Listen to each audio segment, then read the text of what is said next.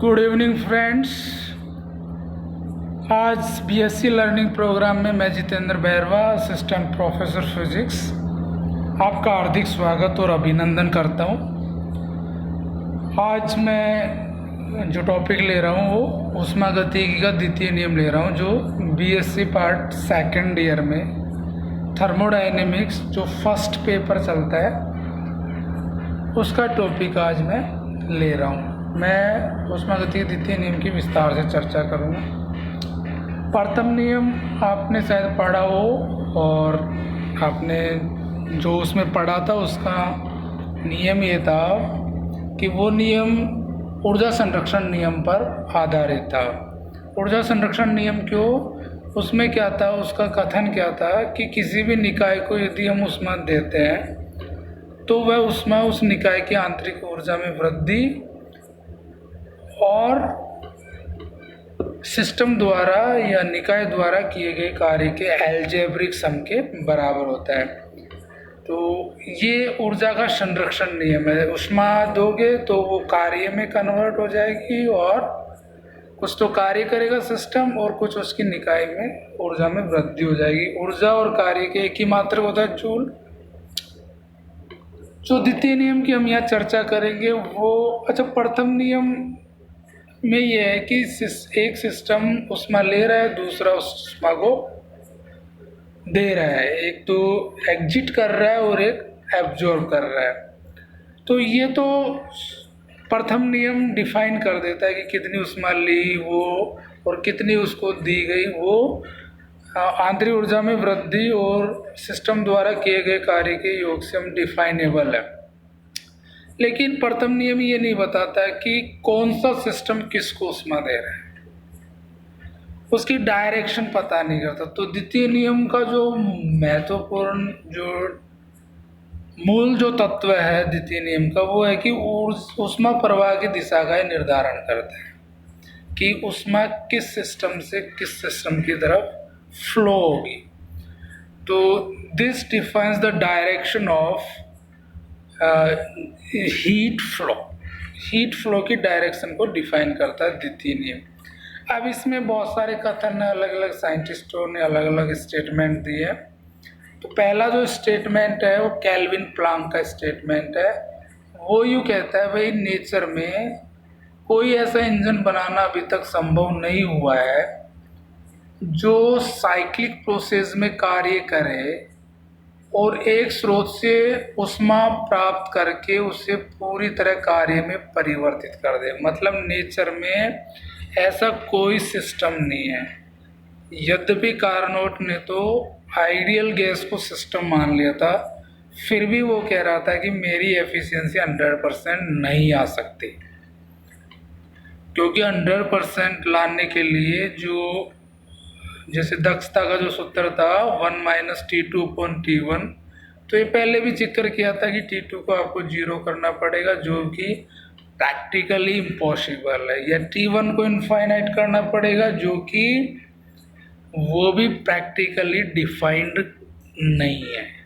Infinite को हम undefined quantity बोलते हैं, जो डेफिनेशन। तो ये भी यही कह रहा है, केल्विन प्लांक ने ये कहा भाई कि कोई भी नेचर में ऐसा इंजन बनाना इम्पॉसिबल है जो हीट सोर्स से ऊष्मा प्राप्त करे और जितनी ऊष्मा वो एब्जॉर्ब कर रहा है वो सिस्टम, उसको सारी की सारी वो वर्क में चेंज कर दे। ऐसा संभव नहीं है। मतलब वो एक लिमिट तक ही एब्सॉर्ब्ड हीट का लिमिटेड पार्ट वर्क में कन्वर्ट कर पाता है। बाकी बची ऊष्मा को भेजने के लिए कोई न कोई परिवेश चाहिए, कोई न कोई सिंक चाहिए। तो सिंक का होना भी जरूरी है, ऐसा केल्विन और प्लांक का स्टेटमेंट है। कह रहा है अर्थात कंटिन्यूअस कार्य के लिए ऊष्मा स्रोत के साथ ऊष्मा सिंक का होना भी आवश्यक है। मतलब सिंक का जो कॉन्सेप्ट है वो इम्पोर्टेंट है। अगर बिना सिंक के आप इंजन को फ्लो में नहीं ला सकते और मतलब कुछ न कुछ ऊष्मा आपको सिंक को भेजनी पड़ेगी। ऐसा कौन कहता है? केल्विन और प्लांक। अब आगे जो ये कहना चाह रहा है वो मैं आपको चित्र दिखाना चाह रहा हूँ एक्चुअली। हाँ, आगे जो ये कहना चाह रहा है वो ये उदाहरण लिया है इसने, मतलब इसको एक ग्राफिकली रिप्रेजेंट किया उस स्टेटमेंट को इसके माध्यम से कि ये यूँ कह रहा है कि आपने सोर्स से, आप सोर्स और सिंक तो समझते हैं, ये दोनों की जो हीट कैपेसिटी होती है वो इनफाइनाइट होती है। कितनी होती है वो? इनफाइनाइट कैपेसिटी होती है। और इनफाइनाइट कैपेसिटी का मतलब है उनसे हीट ले ले या उनको दे दे तो भी उनके टेम्परेचर में कोई असर नहीं आता। तो सोर्स से ये ऊष्मा ले रहा है और ऊष्मा का, जैसे मान लीजिए सोर्स है, सोर्स का टेम्परेचर T1 केल्विन है, ये ऊष्मा Q1 ग्रहण करेगा। कितनी करेगा? Q1। और ये कह रहा है कि कुछ Q1 का कुछ भाग तो किस में भेज देगा ये? कार्य W में, और शेष बची ऊष्मा जो Q2 है वो कहाँ जाएगी? ये सिंक को जाना। तो ये तो पॉसिबल प्रोसेस है अकॉर्डिंग टू केल्विन प्लांक, लेकिन ये इम्पॉसिबल प्रोसेस है। कौन सा? ये वाला इम्पॉसिबल प्रोसेस है। केल्विन ने ऐसा कहा, मैं इसको ग्राफिकली रिप्रेजेंट कर रहा हूँ कि सोर्स से ऊष्मा ली Q1, उसको पूरी की पूरी वो किस में कन्वर्ट कर दिया इसने? कार्य में। Q1 बराबर W। तो ये कह रहा है कि जो सिंक था उसको कोई ऊष्मा नहीं दी, जब सारे कार्य में कन्वर्ट होगी तो ऊष्मा।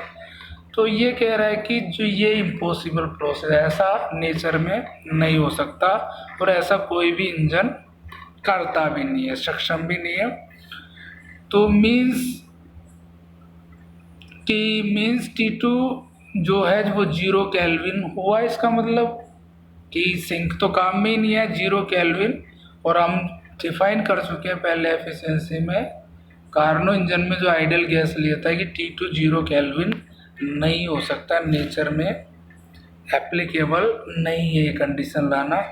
दूसरा कथन जो है वो क्लासियस का कथन है। क्लासियस क्या कहता है कि भाई ये भी कह रहा है कि ऐसी कोई इंजन या युक्ति अभी तक संभव नहीं है जो साइक्लिक प्रोसेस में कार्य करते हुए बिना किसी बाहर की एजेंसी के कार्य के, बिना कोई बाहर की एजेंसी द्वारा कार्य किए आप निम्न ताप से ऊष्मा ग्रहण करके उसको उच्च ताप पर ट्रांसफर नहीं कर सकते। कहने का मतलब समझिए कि कोई भी एक ऐसा इंजन अभी तक बना नहीं है जो क्या करे, जो आपका ये कार्य करे कि वो निम्न ताप पर तो ऊष्मा ग्रहण करे सिंक से और उसको सोर्स को उच्च ताप पर भेज दे। ऐसा नहीं हो सकता। हो तो सकता है लेकिन वो कार्य बाहर की एजेंसी चाहिए, फिर एक्सटर्नल कोई एजेंसी लगानी पड़ेगी जो उस पर कार्य करे सिस्टम पर, और वो ऐसा निम्न ताप से ऊष्मा लेके उच्च ताप पर भेजने पर मजबूर करे। तो लेकिन ये कह रहा है कि ऐसी युक्ति संभव नहीं है, तो एजेंसी होना जरूरी है। ये इसका ग्राफिकल रिप्रेजेंटेशन है कि पॉसिबल प्रोसेस में क्या है। क्लासेस कथन वो कह रहा है कि आप सिंक से ऊष्मा लो, Q2 ऊष्मा ली, फिर आप बाहर से कोई एजेंसी से W कार्य कराओ, तब जाके आप उच्च ताप पर Q1 ऊष्मा उच्च ताप सोर्स को ट्रांसफर कर सकते हैं। मतलब केल्विन ये कहता, सॉरी क्लासियस ये कहता है ये प्रोसेस जो है वो इम्पॉसिबल प्रोसेस है कि उच्च ताप से ऊष्मा ले रहे हो आप, सॉरी निम्न ताप से ऊष्मा ले रहे हो और उसको उच्च ताप पर भेज रहे हो। ऐसा संभव नहीं, इम्पॉसिबल प्रोसेस है, क्योंकि इस सिस्टम में कहीं पे भी आपने बाहर से कोई कार्य इसको दिया नहीं है, इसलिए यह संभव है। अब लेकिन ये एक बात हो रहा है कि इन दोनों कथन में प्लांक, केल्विन और क्लासियस कथन इक्विवेलेंट है। इक्विवेलेंट का मतलब है पैरेलल चलते हैं, कि अगर एक फेल होता है, एक कथन का उल्लंघन हो जाए तो दूसरे का भी उल्लंघन हो जाएगा। मतलब समतुल्यता है कि ये समतुल्यता क्या है कि इसके अनुसार यदि प्रकृति में किसी भी एक कथन का क्या होता है, वायलेशन होता है, तो ऑटोमेटिक दूसरे कथन का भी वायलेशन हो जाएगा।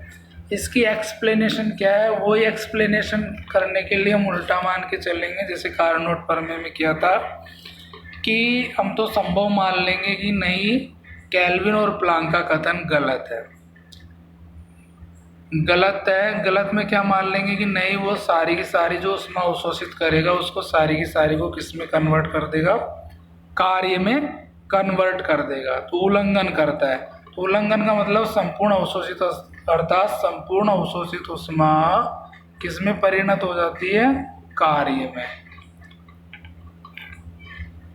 तो ऐसा करने पर हुआ क्या, हुआ ये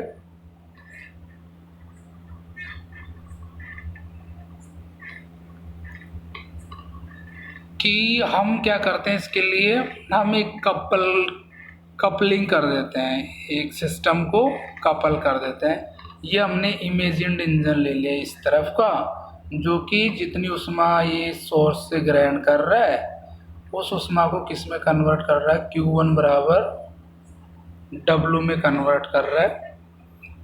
और अब जो ये हमने एक कार्नो इंजन ले लिया, रिवर्सिबल इंजन, उसको विपरीत क्रम में भी चला सकते हैं। विपरीत क्रम का मतलब क्या है कि हम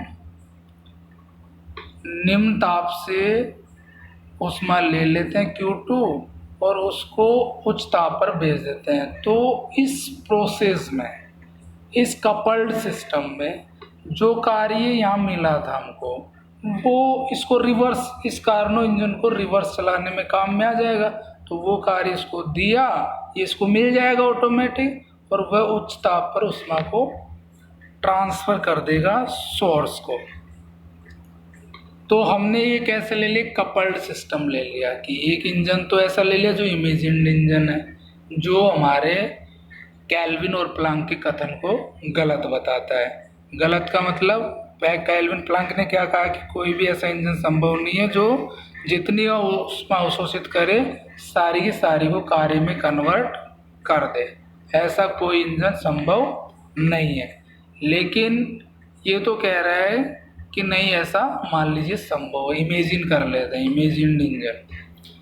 और एक इसको के साथ क्या कपल कर देते हैं, एक ऐसा इंजन का हम कपल कर देते हैं, कार्नो इंजन ही कर देते हैं, जो रिवर्सिबल इंजन है, वो विपरीत क्रम में भी चला सकते हैं। मतलब आइडियल रेफ्रिजरेटर जैसा व्यवहार वो कर सकता है।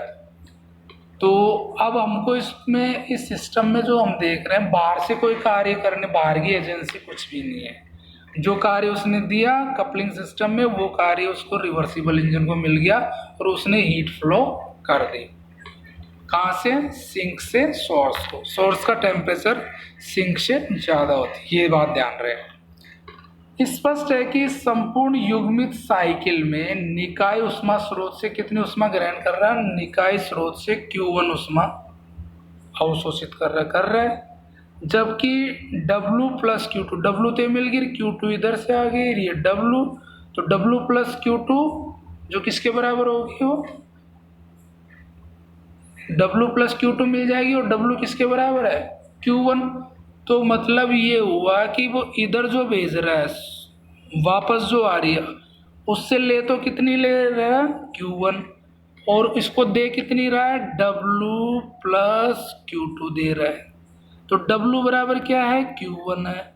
तो कुल मिला के Q1 प्लस Q2 ऊष्मा वो वापस दे रहा है। तो यही कह रहा है कि निकाय ऊष्मा स्रोत से Q1 ऊष्मा अवशोषित करेगा, जबकि W प्लस Q2, मतलब Q1 प्लस Q2 कहाँ भेज देगा, वो ऊष्मा स्रोत को निष्कासित करेगा। मतलब Q1 तो ले रहा है और Q1 प्लस Q2 उसको दे रहा है। साथ ही ये भी बात है कि साथ ही सिंक को बिना किसी ऊष्मा प्रदान किए उससे ऊष्मा Q2 प्राप्त करेगा।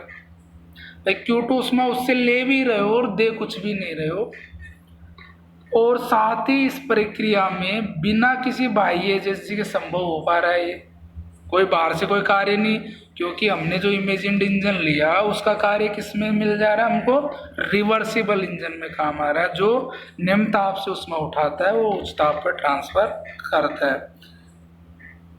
क्योंकि कपल्ड साइकिल में बाहर से कोई कार्य नहीं किया गया है, परिणाम स्वरूप यह युग्मित निकाय जो कपल किया हमने दोनों इंजनों को, निम्न ताप T2 केल्विन से ऊष्मा Q2 का स्थानांतरण उस ताप T1 केल्विन की ओर बिना किसी बाह्य एजेंसी के कार्य के करेगी। लेकिन हमारा क्लासेस ये कहता है, कथन उसका ये था कि भाई निम्न ताप से ऊष्मा लेके उच्च ताप पर ऊष्मा निष्कासित करने के लिए जरूरी है कि बाहर की एजेंसी कोई कार्य करे। लेकिन इस पूरे कपल्ड सिस्टम में बाहर की एजेंसी ने कोई कार्य नहीं किया। जो केल्विन को जो वायलेट किया था वो कार्य, इमेजिन्ड जो इंजन लिया था वो कार्य इसमें अप्लाई हो गया, कार्य करेगी, जो कि क्लासियस के कथन का उल्लंघन है। अतः स्पष्ट है कि एक कथन का उल्लंघन दूसरे कथन का भी उल्लंघन होगा। इसी प्रकार हम कैसे सिद्ध कर सकते हैं, आप स्टूडेंट को, ये मेरा वर्क असाइनमेंट है, वो इसको कैसे कर सकते हैं, वो एक बार क्या लेंगे इस बार कि क्लासेस के कथन का उल्लंघन हो रहा है। उल्लंघन क्या कि बिना किसी कार्य के वो मान लीजिए निम्न ताप से ऊष्मा लेके उस ताप को भेज रहा है, तो भी किसका कथन का उल्लंघन हो जाएगा, ये स्थिति आ जाएगी। बस इसको उल्टा चलाना है, ये स्थिति आ जाएगी। मतलब एक कथन गलत तो दूसरा भी गलत होगा, मतलब ये दोनों पैरेलल, एक दूसरे के फॉलोअर। तो आई होप कि आप लोग इस बात को, ये आपको क्लियर करेगा, ऊष्मागतिकी का द्वितीय नियम समझने में हेल्प करेगा, और जो आगे के लेक्चर्स भी आपको अवेलेबल हो जाएंगे। आप सब्सक्राइब करें इस चैनल को। Thank you so much.